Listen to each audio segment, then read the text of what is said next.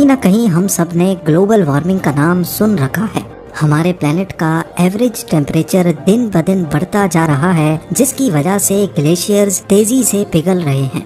Year 1880 سے لے کر آج 2022 تک ہمارے ارتھ کا ایوریج ٹیمپریچر 1.4 ڈگری سیلسیس تک بڑھ گیا ہے، اور اگر صرف پچھلے 20 سالوں کو دیکھا جائے تو ہر سال پچھلے والے سے زیادہ گرم ہوتا ہے، جس کا مطلب ہے کہ گلوبل وارمنگ کا ریشو تیزی سے بڑھتا جا رہا ہے، اور ناسا کے مطابق اس بات کے 95% چانس ہیں کہ یہ گلوبل وارمنگ ہیومن ایکٹیویٹی کی وجہ سے ہو رہی ہے، جس میں ماس لیول پہ ڈیفارسٹیشن اور فاسل فیولز کا استعمال ہونا بھی ہے۔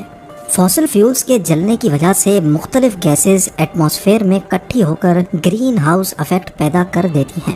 اب اس کے نتیجے میں دنیا بھر میں موجود برف کے گلیشیئرز آہستہ آہستہ میلٹ ہو کر اوشنز کا لیول بڑھا رہے ہیں۔ فاسل فیول استعمال کرنے سے پہلے ہی ایئر 1800 سے لے کر 1900 تک اوشنز کا لیول 6 سینٹی میٹرز تک بڑھ چکا تھا، یعنی تقریباً 2.5 انچ۔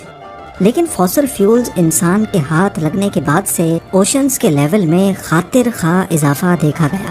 ایئر 1900 سے لے کر 2000 تک اوشن لیولز میں 19 سینٹی میٹرز کا اضافہ دیکھا گیا ہے، جو پچھلے 100 سالوں کے مقابلے میں قریب 3 ٹائمز زیادہ ہے۔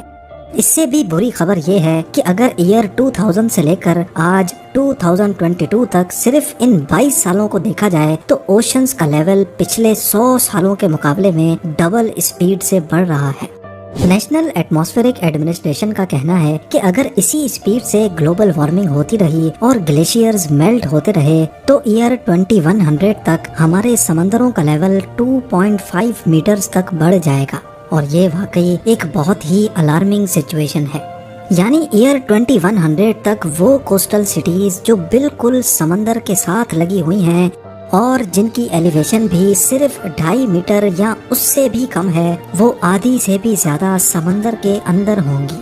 جیسا کہ تھائی لینڈ کا کیپٹل بینکاک، یہاں کی ایوریج اونچائی گلف آف تھائی لینڈ سے صرف 1.5 میٹر اونچی ہے، لہٰذا ایئر 2100 میں بینکاک کچھ اس طرح دکھے گا۔ بنگلہ دیش کے کیپٹل ڈھاکہ میں بری گنگا ریور کے کنارے اچھی خاصی آبادی پانی کے اندر ہوگی۔ آذربائیجان کی بات کی جائے تو باکو کا زیادہ تر کوسٹل ایریا پانی کی نظر ہو چکا ہوگا۔ سنگاپور کے آؤٹ سکرٹس میں بنے کئی پروجیکٹس ڈوب جائیں گے، جس میں سنگاپور پورٹ بھی شامل ہے۔ اس کے علاوہ نیدرلینڈز کے ایمسٹرڈیم اور روٹرڈیم سمیت قریب آدھے سے زیادہ ملک ہی کمر جتنے پانی کے نیچے ہوگا، اور مالدیوز میں موجود سارے آئی لینڈز اور ان میں موجود ریزورٹس کا تو نام و نشان بھی نہیں رہے گا۔ یعنی ایئر 2100 تک قریب 1.5 ارب لوگوں کو ان مقامات سے ہٹ کر کہیں اور شفٹ ہونا پڑے گا۔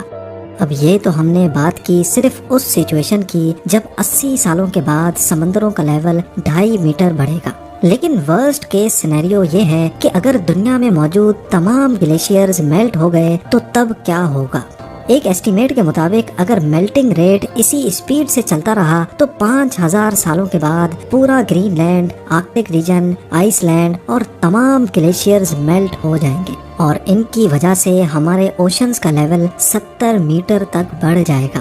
لیکن ضروری نہیں ہے کہ یہ نوبت 5000 سالوں کے بعد ہی آئے۔ جس تیزی سے انسان دن بدن نیچرل ریسورسز کو ایبیوز کر کے آب و ہوا کو خراب کر رہا ہے، لگتا یہ ہے کہ یہ نوبت 2000 سالوں میں ہی آ جائے گی۔ تو اس سچویشن میں ہمارا ارتھ کیسا دکھے گا، اور سب سے بڑھ کر یہ کہ ہمارے سب کانٹیننٹ میں انڈیا، پاکستان اور بنگلہ دیش کے کون کون سے شہر انڈر واٹر سٹیز کی داستان بن کر رہ جائیں گے۔ سب سے پہلے ہم شروع کرتے ہیں بے آف بنگال سے۔ آپ کو شاید یہ دیکھ کر شوق لگے گا کہ قریب پورا کا پورا بنگلہ دیش بے آف بنگال کی لپیٹ میں ہوگا، اور اگر اس کے کیپٹل ڈھاکہ کی بات کی جائے تو یہ 30 میٹر 100 فٹ گہرے پانی کے اندر ڈوب چکا ہوگا۔ اس کے ساتھ ساتھ بے آف بنگال انڈیا کے کئی حصوں پہ بھی اپنا قبضہ جما لے گا، جیسا کہ آپ دیکھ سکتے ہیں کہ کولکتہ سے لے کر مالڈا اور پٹنہ سمیت مظفر پور تک یہ سارا ریجن سمندر کے نیچے ہوگا۔ بے آف بنگال کا کوسٹ جو آج بنگلہ دیش اور انڈیا پہ لگتا ہے، 70 میٹرز بڑھنے کے بعد وہ نیپال اور بھوٹان کا کوسٹ کہلایا جائے گا۔ اسی طرح جہاں ابھی ایسٹ انڈین کوسٹ ہے وہ 50 کلومیٹر تک اندر کی طرف کھسک جائے گا، جس کی وجہ سے یہاں بھاری آبادی والے شہر بری طرح سے اثر انداز ہوں گے۔ اگر ہم صرف چنئی کی بات کریں تو یہ 200 فٹ پانی کے اندر ہوگا۔ 1959 میں کنسٹرکٹ کی گئی چنئی میں موجود LIC بلڈنگ، جو ایک وقت انڈیا کی سب سے اونچی بلڈنگ ہوا کرتی تھی، وہ پوری کی پوری بلڈنگ پانی کے اندر ہوگی۔ چنئی سے ہوتے ہوئے پانی کا لیول تمل ناڈو اور آندھرا پردیش کے بارڈر پہ جا لگے گا۔ انڈیا کے ویسٹرن کوسٹ پہ نظر دوڑائی جائے تو 70 میٹرز بڑھنے کے بعد نارتھ اور ساؤتھ گوا کے تمام بیچ ریزورٹس ملیا میٹ ہو جائیں گے۔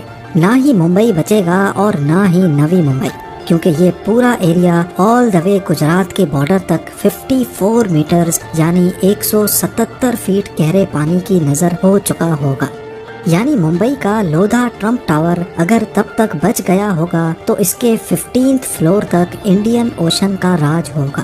آگے بڑھ کر اگر گجرات کی بات کی جائے تو یقیناً آپ یہ جان کر حیران رہ جائیں گے کہ گجرات ایک آئی لینڈ بن چکا ہوگا۔ جیسا کہ آپ بھی دیکھ سکتے ہیں کہ 70 میٹرز بڑھنے کے بعد عریبین سی کے پانی نے گجرات کو انڈیا سے الگ کر دیا ہے، اور اگر تب تک انسان کی نسل بچی تو احمد آباد شاید کوئی بیچ ریزورٹ میں کنورٹ ہو جائے گا، کیونکہ عریبین سی کا بارڈر آگے بڑھ کر احمد آباد تک جا لگے گا۔ اب آ جاتے ہیں پاکستان پر۔ حیرت انگیز طور پہ پاکستان کی پوری سندھ پروونس ہی عریبین سی کی لپیٹ میں آ چکی ہوگی۔ کراچی سے لے کر حیدرآباد، نواب شاہ، سکھر سے ہوتے ہوئے جیکوب آباد تک 400 کلومیٹرز میں آنے والی تمام میجر سٹیز کئی 100 فٹ پانی کے اندر گمنام شہروں کی شکل اختیار کر لیں گی۔